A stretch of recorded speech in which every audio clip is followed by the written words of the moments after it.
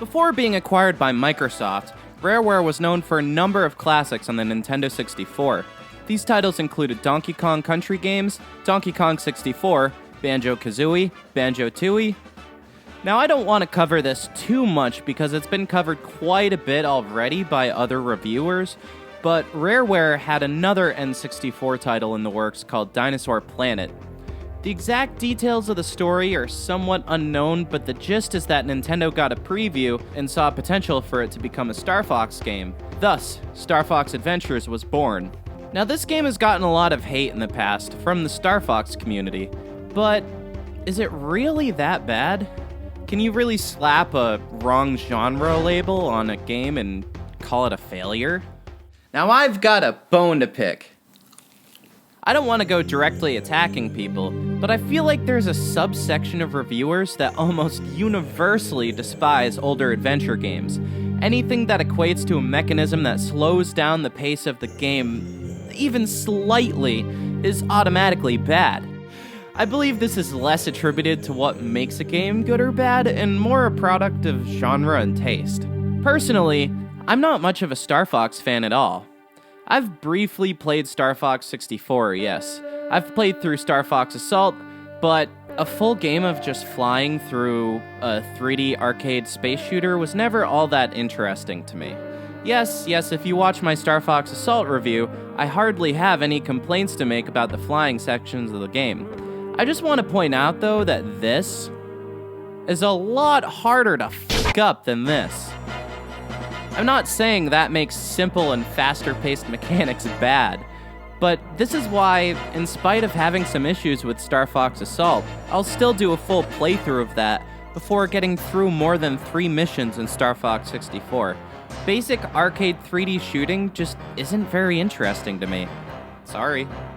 I grew up on the Legend of Zelda series. I don't want to do a full playthrough of Star Fox 64. That said, Star Fox Adventures is perfect for me. If you take Star Fox out of it, I'm literally a part of the target audience that Dinosaur Planet would have been released for. That said, I think that makes me a good candidate to review this game, without the bias of disappointment that may have come from a Star Fox fan getting a game they weren't expecting. Now, I want to preface this entire review by stating that a large portion of this game's problems can be attributed to rushing to meet the game's deadline. While I don't want to harp on this too much, there is evidence. It was released just a single day before being acquired by Microsoft. They also had to modify the story they already had to fit the Star Fox universe. I think this leads to some pretty awkward, but sometimes amusing pacing and story issues. Just because this game is flawed, though, doesn't mean it's not worth playing. So we start off with a small section of content with a tutorial and disguise setup. I know this section is easy, but honestly, this style of tutorial is common for this type of game, and, at least to me, much preferred to the game literally breaking your immersion with some practice area where they tell you what to do. The goal is to immerse you in its world, so they start you off easy to get you learning without breaking the fourth wall, and feed you some story as well as some conventions the game will be using. Krazoa challenges, for example. In this beginning section, you also get introduced to the main villain of the game, who can say only but his name in English.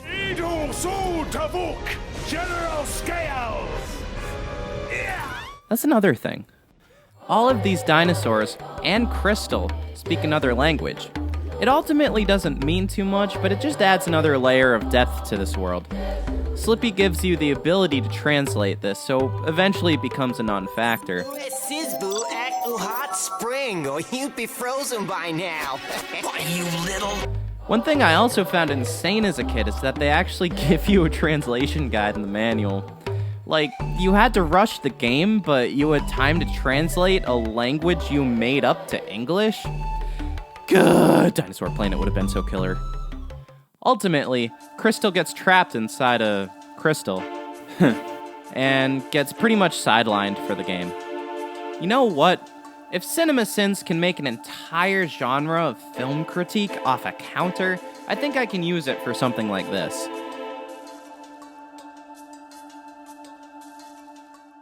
Meanwhile, in a lost corner of the Lylent system, a dickwad version of Star Fox wants cash and thus kinda sorta cares about what's going on.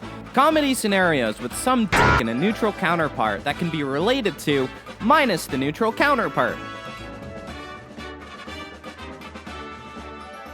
You go through this R-Wing section, which is fairly easy, but for someone like me who hadn't played through Star Fox before this game, it was a pretty good beginner stage.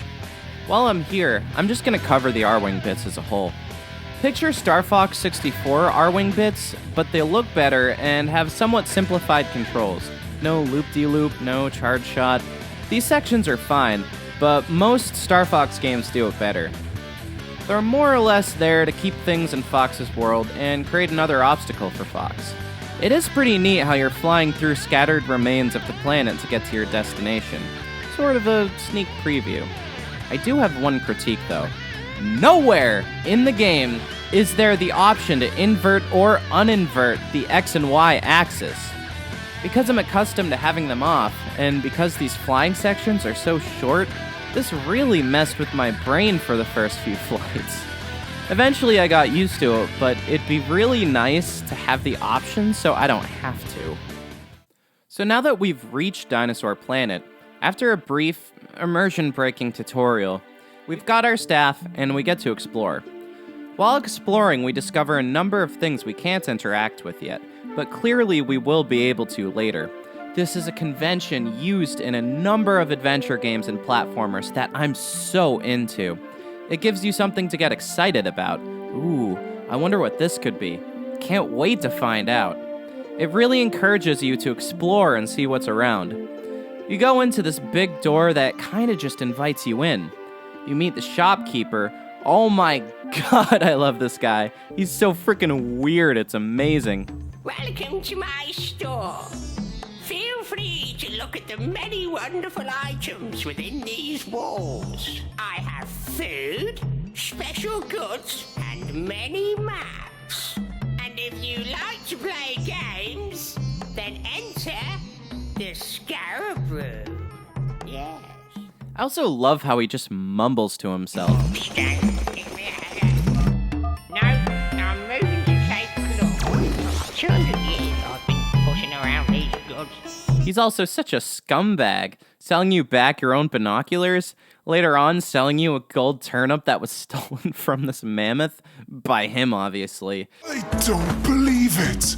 This item was stolen from me many years ago. I believe it was around the same time that a strange floating dinosaur visited the wastes. A strange floating dinosaur tried to sell me the very same object. Now, hurry and choose something, or get out. This guy's a total bastard. I only wonder what other things he mumbles when no one else is in the store. So adventure games are fucking boring and slow. No excitement here, right? You literally turn over a stone to find your first staff upgrade. Now you can shoot fire from your staff, yeah. You shoot the target above this door that was blocked before, and find a hurt-looking dinosaur. The Queen Earthwalker is sick, in distress. Her son is missing. We've explored our way straight into the game's story. In a well-designed layout, we've achieved the feeling of freedom without getting confused from the feeling of being lost. This is the effect that well-designed linear adventure games are made to present. But, adventure games are slow, so... Even with the pacing issues later in the game, this is something that's done pretty well for the most part throughout. For me, it's the biggest draw of playing through this game. Since we mentioned the flame upgrade for the staff, I might as well go over some of the others. You get an ice upgrade that freezes enemies. I use this one a lot to speed up combat, but you can also put out fire. You get one that rockets you up to higher areas. It's basic, but it looks really cool. You get one that turns you into a smaller, cuter looking sharp claw. Again, good for when you're in a rush and you want to just walk past enemies. Your menu section covers staff upgrades, Tricky's moveset, which we'll get to later, and items. For items, you get mushrooms for Tricky, a lantern, which ends up being a source of frustration for me, honestly. Thanks guys for the 1-inch boost of light. A cool one is these spores. You plant an explodey flower to blow up the wall. and Nobody ever brings me gifts anymore! Ah, a lovely sweetie. Who dares bother the mighty warpstone? 1,000 years I've been left alone to rest. What do you want? Rocks have layers. What? so the warp stone essentially takes you to 3 places, and I order them in usefulness, really. Going right takes you to Krazoa Palace. You'll use this one the most. Going to the left progresses the story. You'll use this one twice. Once to progress the story, and the second one to attempt to bypass this easy puzzle that they make you go through like a bajillion times. Only to find it's blocked off, and its only purpose is to replay this racing minigame. Going forward takes you to the maze with the cheat tokens. You'll go here once. Are you ready to warp? I'm ready to do anything when you talk to me like that, sir. Once you complete this race, you're introduced to Tricky. He becomes your companion to help solve puzzles. There are a number of places where he sort of fades in the background, but you get a few helpful abilities with him. My favorite is his ability to breathe fire. If you buy a ball from the shopkeeper and play fetch, he'll change color and get a little fatter. Neato? A lot of people say he's really annoying, and I mean, in the sense that any dialogue repeats too many times, yeah, that can get a little annoying, but I think this point is overblown.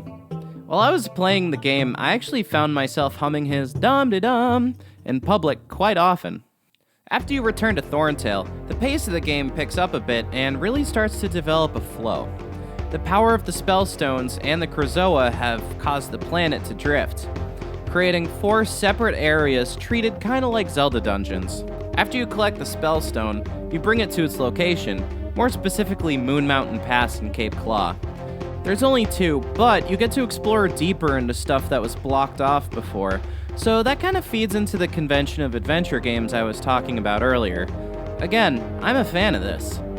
After the Spellstone is dumped, you go through an obstacle course, a Krazoa challenge, and then take the Krazoa Spirit to the Krazoa Palace.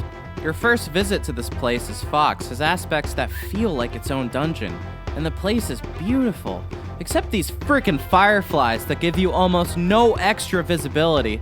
Screw these things, man. I had to go back down this stupid fucking cave because it's one of the only spots you find them, and I kept running out.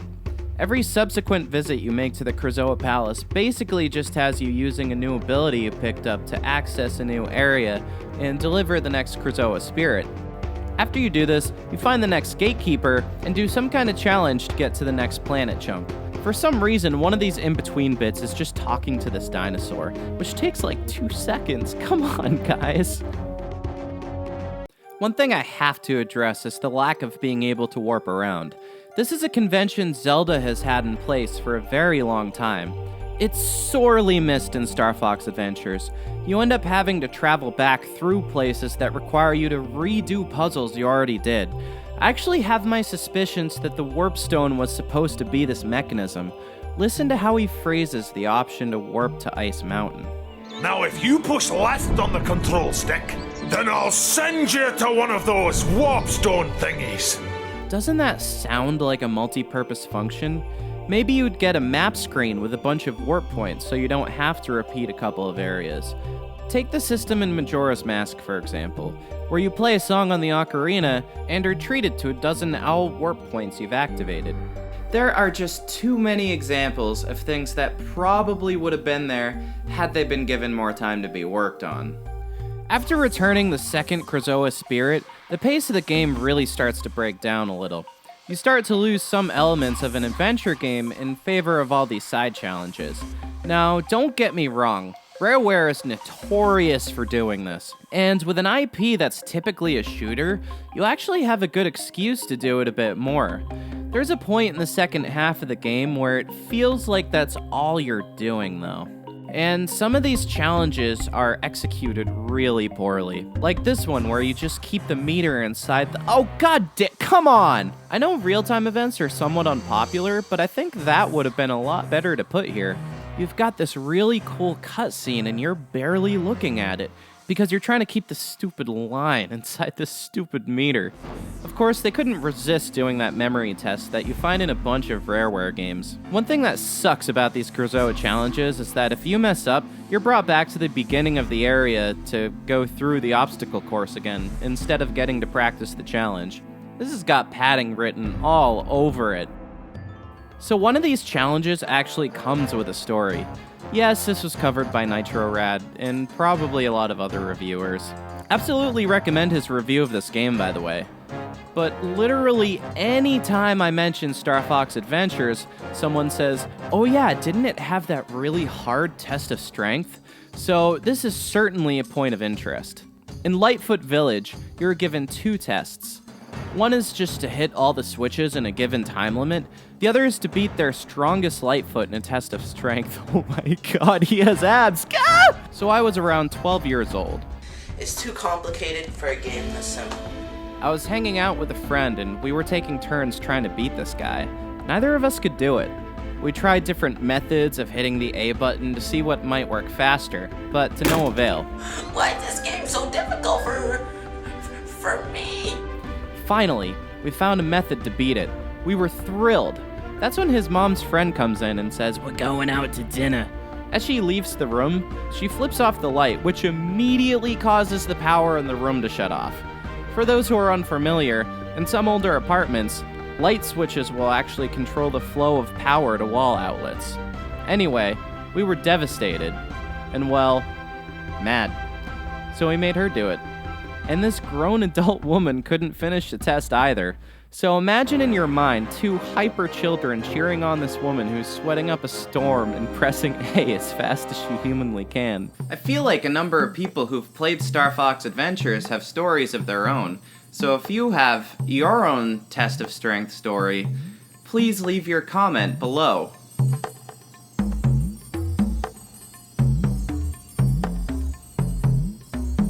I'm waiting. Any day now.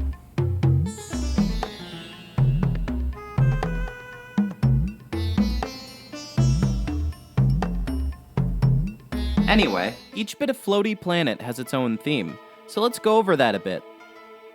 Dark Ice Mines. Ironically enough, the first one is also my favorite. It starts with a snow-covered area, eventually contrasting that with lava and fire in the actual mines. You can find footage of this place in the original Dinosaur Planet game, so it's very interesting to place them side by side.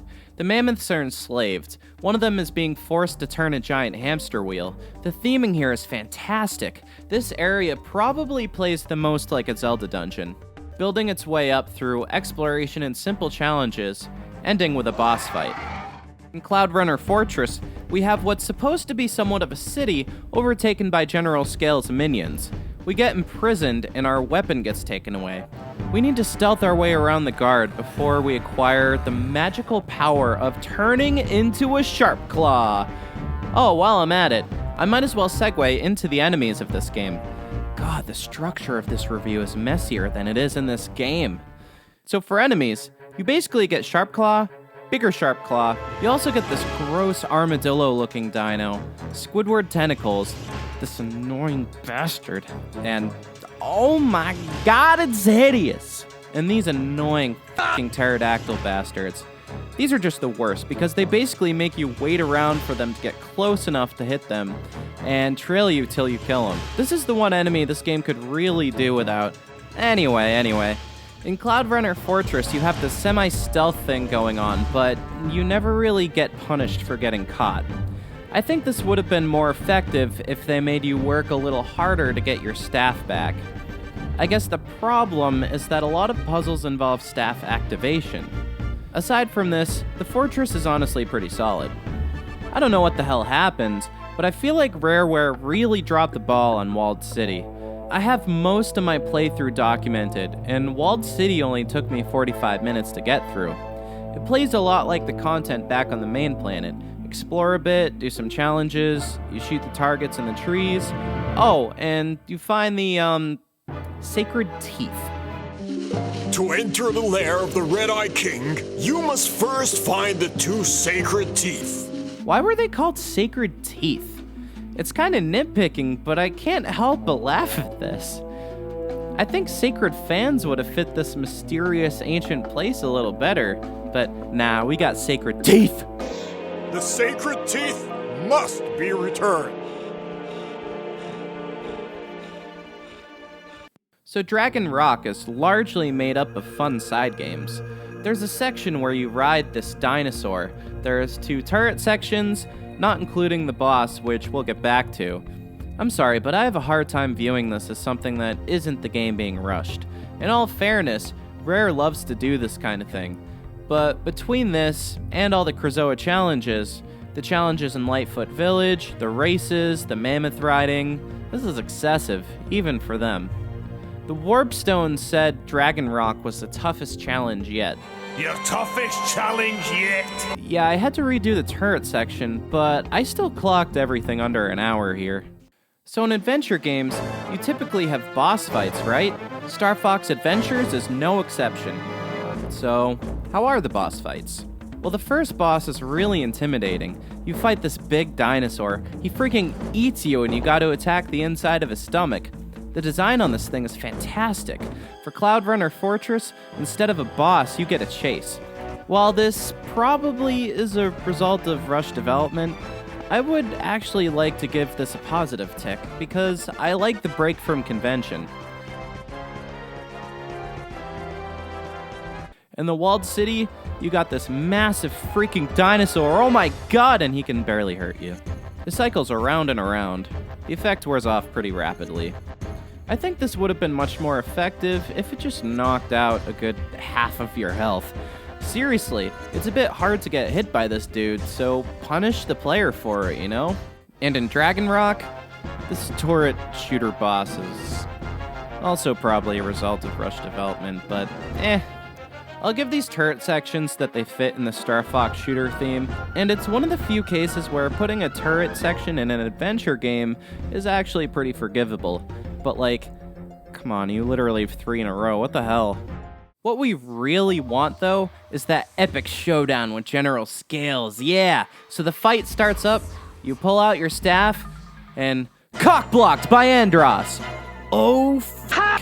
Can't have a Mario game without Bowser, can't have a Star Fox game without fucking Andross! You get my point. This was so weak, honestly.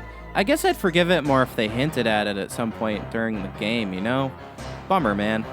So, admittedly, I've griped quite a bit, but don't mistake me. I'd play this game 10 times before touching Star Fox Assault again. In spite of all the complaints I've made, I actually want to list some things this game does exceptionally well. The environments and exploration. If there's one thing this game really nails, luckily, it's the most important thing about an adventure game. That's creating an immersive experience through exploration and reward.